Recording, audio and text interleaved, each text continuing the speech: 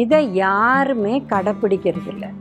அவங்க 1 whistle 2 whistle 4 whistle 3 whistle அப்படின்னு சொல்லிட்டு டைமே பார்க்கறது இல்லை. இதில் பெரிய விஷயம் என்னென்னா, நம்ம ஒயிட் ரைஸை வந்து நம்ம தண்ணியோட ஓவர் நைட் வச்சா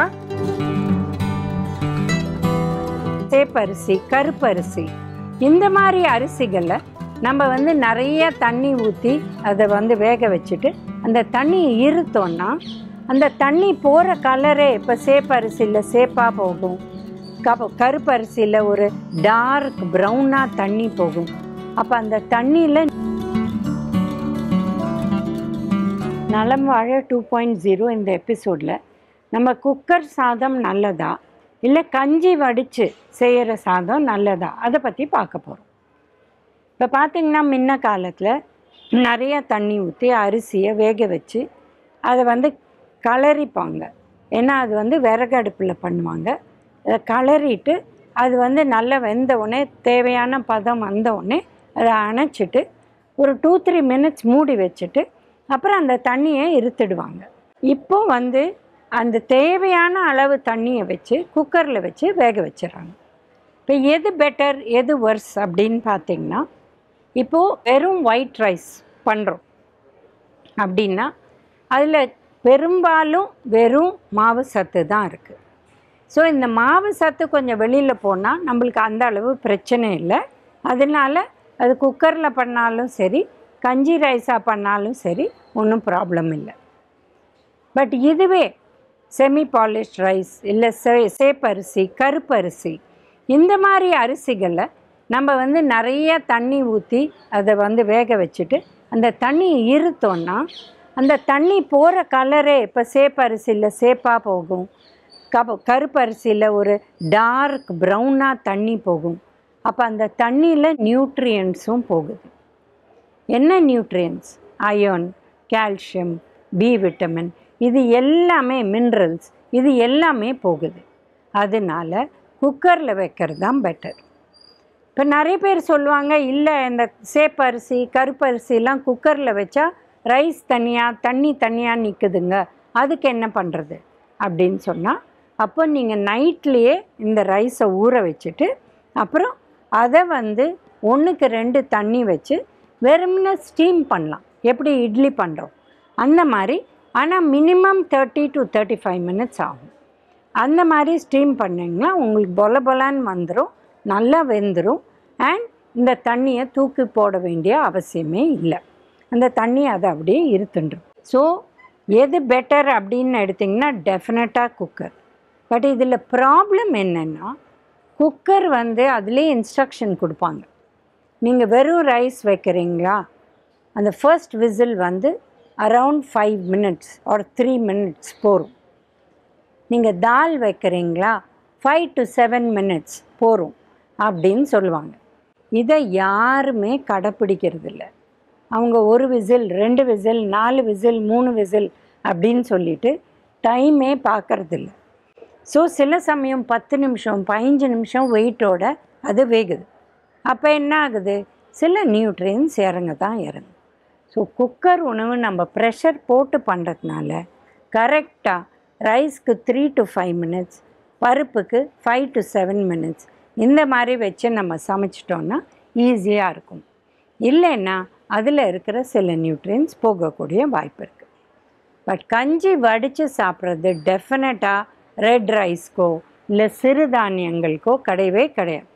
ஏன்னா அந்த வடிக்கிறச்சே டெஃபினட்டாக கார்போஹைட்ரேட் மாத்திரம் இல்லாத நியூட்ரியன்ஸ், அயர்ன், கால்சியம், சில புரத சத்து எல்லாமே போயிடும்.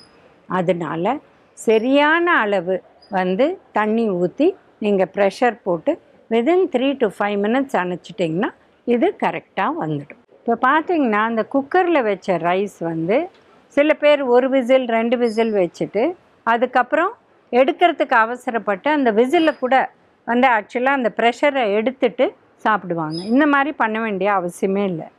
நம்ம கரெக்டாக அந்த 3 to 5 மினிட்ஸ் வெயிட்டோட ஃபர்ஸ்ட் விசிலுக்கு அப்புறம் நம்ம பண்ணோன்னா ப்ராப்ளமே வராது. இப்போ ஏன் குக்கர் பெட்டர் அப்படின்னு பார்த்திங்கன்னா, கரெக்ட் டைமிங் யூஸ் பண்ணால் இது வந்து நல்லாவும் குக் ஆகிடும், அண்ட் ஈஸியாக நம்ம வந்து இதை யூஸ் பண்ணலாம். இப்போ பார்த்திங்கன்னா இந்த மாதிரி கலந்த சாதம் இதுக்கெலாம் வேறையாக வேணும். அப்போ நாங்கள் குக்கரில் எப்படி வைப்போம் அப்படின்னு கேட்பாங்க. அப்போ நீங்கள் தண்ணியை கம்மியாக வச்சுட்டு 2 whistle, that is around 3 minutes அணைச்சிடணும். அப்போ உங்களுக்கு அதே பெனிஃபிட் கிடைக்கும். இதுக்கு பதில் நீங்கள் வந்து நிறைய தண்ணி போட்டு பண்ணுறதுல பிரயோஜனம் இல்லை. இப்போ என்ன ப்ராப்ளம் வருதுன்னா, இந்த வடிகட்டி பண்ணுற அரிசியை நம்ம வந்து இப்போ காலையில் ஒரு 8 மணிக்கு பண்ணிடுறோம் அப்படின்னா அதில் வாட்டர் கண்டென்ட் டெஃபினட்டாக இருக்கும். ஏன்னா நம்ம வடிகட்டி தானே செய்கிறோம். அப்போ என்ன ஆகும்னா இது நைட்டுக்குள்ளே கொஞ்சம் புளிக்கிறதுக்கு சான்ஸ் இருக்குது. ஸோ அதனால் அதில் தயிரை போட்டு போட்டு வச்சுட்டிங்கன்னா ப்ராப்ளமே இல்லை. இதில் பெரிய விஷயம் என்னென்னா, நம்ம ஒயிட் ரைஸை வந்து நம்ம தண்ணியோட ஓவர் நைட் வச்சா ஒன்றும் அது வந்து அதுக்குள்ளே சாப்பிட்டுடணும். பட் இதே சேப்பரிசி இல்லை கருப்பரிசி இல்லை சிறுதானியங்கள் இதை வந்து நம்ம 24 hours வச்சா கூட அது கெட்டு போகிறதில்ல. ஏன்னா அதில் இருக்கிற நார் சத்து, அது வேகும் வழி எல்லாம் செஞ்சு அது கொஞ்சம் புளிக்குமே வழியை கெட்டு போகிறதில்ல. இதே ஒயிட் ரைஸ் டெஃபினட்டாக நீங்கள் இப்போ நைட் வச்சுட்டு காலையில் சாப்பிட்டா நல்லாயிருக்கும். மதியம் போனாலே அது வந்து ஒரு மாதிரி குழக்குழன்னு ஆகி நம்ம தூக்கி போட்டுடணும். ஸோ அதனால் இந்த 2 விதத்தில் பார்த்திங்கன்னா குக்கர் ரைஸ் பெட்டர். ஏன்னா அதில் தண்ணி பதம் கொஞ்சம் கம்மி. நீங்கள் ஊற்றுற தண்ணி பூரா அது வந்து உள்ளே எடுத்துடுது. இப்போ பழைய மெத்தட் பார்த்திங்கன்னா நம்மளுக்கு கட்டை வைக்கணும், கட்டையை ஏற்றணும், அதுலேருந்து வர ஸ்மோக்கு, அப்புறம் அதை ஊதி அதை அணையாத வச்சு அது கிட்டேயே இருந்து அந்த ரைஸை வேக வச்சு அப்புறம் அதை வடிகட்டணும். அதை திறந்து பார்க்கணும் அது வெந்துடுச்சா இல்லையா அப்படின்ட்டு. ஸோ இந்த இதில் நிறைய பேருக்கு இந்த மாதிரி ரெஸ்பிரேட்டரி ப்ராப்ளம்ஸ் வந்திருக்கு, லங் ப்ராப்ளம்ஸ், வீசிங் இந்த மாதிரிலாம். அதனால் அதை தவிர்க்கிறதுக்கு ஈகோ ஃப்ரெண்ட்லியாக பார்த்திங்கன்னா கேஸ் தான் பெட்டர். அண்ட் கேஸில் ஈவன் பெட்டர் குக்கர் யூஸ் பண்ணுறது. ஏன்னா லெஸ் டைம் ஆல்சோ. ஏன்னா கேஸ் கூட ரொம்ப யூஸ் பண்ணக்கூடாது. நம்ம தேவையான அளவு தான் எதுவுமே யூஸ் பண்ணணும். அது எல்லா விதத்துலேயும் பார்த்திங்கன்னா உங்களுக்கு குக்கர் குக்கிங் தான் பெட்டர்.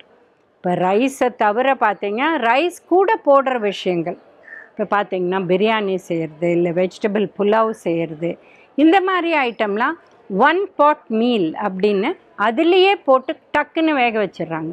அதுலேயே ஸ்பைசஸ் போட்டு அதுலேயே எண்ணெய் போட்டு மசாலா போட்டு ரைஸையும் போட்டு தேவையான அந்த வாட்டரை கொடுத்து டக்குன்னு அதை முடிச்சிடுறாங்க. ரொம்ப பொலபொலான்னு ரொம்ப நல்லா வருது. அண்ட் மீட் வந்து நல்லா குக் ஆகிடுது. வெஜிடபிள்ஸ் போடுறவங்க வெஜிடபிளும் நல்லா குக் ஆகிடுது. பட் இதே நீங்கள் வந்து செப்பரேட்டாக பண்ணினீங்கன்னா இன்னும் நிறைய டைமும் ஆகும். மீட்டெல்லாம் வேக ரொம்ப டைம் ஆகும். அண்ட் அதோட நியூட்ரியன்ஸும் உங்களுக்கு மாறும்.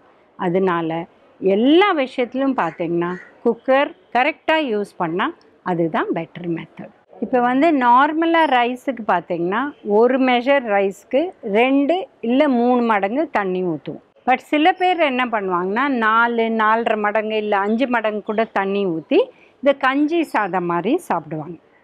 இந்த கஞ்சி சாதம் வந்து எப்போ சாப்பிட்ணுன்னா, இப்போ ஜுரம் இருக்குது இல்லை வாந்தி இருக்குது, ஏதாவது உடம்பு சரியாயில்லை, அந்த டைமில் தான் நம்ம சாப்பிடணும். இது ரெகுலராகவே இந்த மாதிரி சாப்பிட்டா என்ன ப்ராப்ளம்னா, இது வந்து நிறைய தண்ணி தான் அதில் இருக்கிறதுனால உங்களுக்கு அந்த அளவு நியூட்ரியன்ஸ் சேராது. இப்போ ஒரு கஞ்சி சாதம்னா மேக்ஸிமம் பால் ஊற்றலாம் இல்லை மோர் ஊற்றலாம். அதில் சாம்பார்லாம் ஊற்றி சாப்பிட முடியாது, பொரியலோடு சாப்பிட முடியாது. ஸோ இது வந்து குடிக்கிற பதம்தான். அண்ட் இந்த குடிக்கிற பதத்தில் எந்த கஞ்சி சாதமும் டயபெட்டிஸ் இருக்கிறவங்க சாப்பிடக்கூடாது. ஏன்னா இது சுகரை ஏற்றக்கூடிய வாய்ப்பு இருக்குது. அதனால அவங்க ஜாகிரதையாக இருக்கணும். ஸோ கஞ்சி சாதம்னு சாப்பிட்றவங்க உடம்பு சரியாகாத போது இல்லை ரொம்ப சின்ன குழந்தைக்கு முதல்ல நீங்கள் ரைஸ் வந்து ஆரம்பிக்க போகிறீங்க, அப்போ யூஸ் பண்ணிவிட்டு அப்புறம் அதை கெட்டி பண்ணி யூஸ் பண்ணணும்.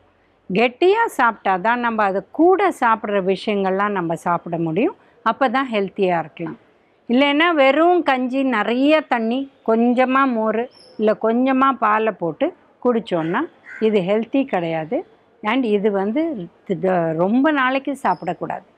ஏதோ உடம்பு சரியாகாத போது 1 or 2 days ஃபைன், அதுக்கு மேலே இது தேவை கிடையாது. இந்த விஷயங்கள்லாம் ஃபாலோ பண்ணி நலம் வாழ என்னாலும் என் வாழ்த்துக்கள்.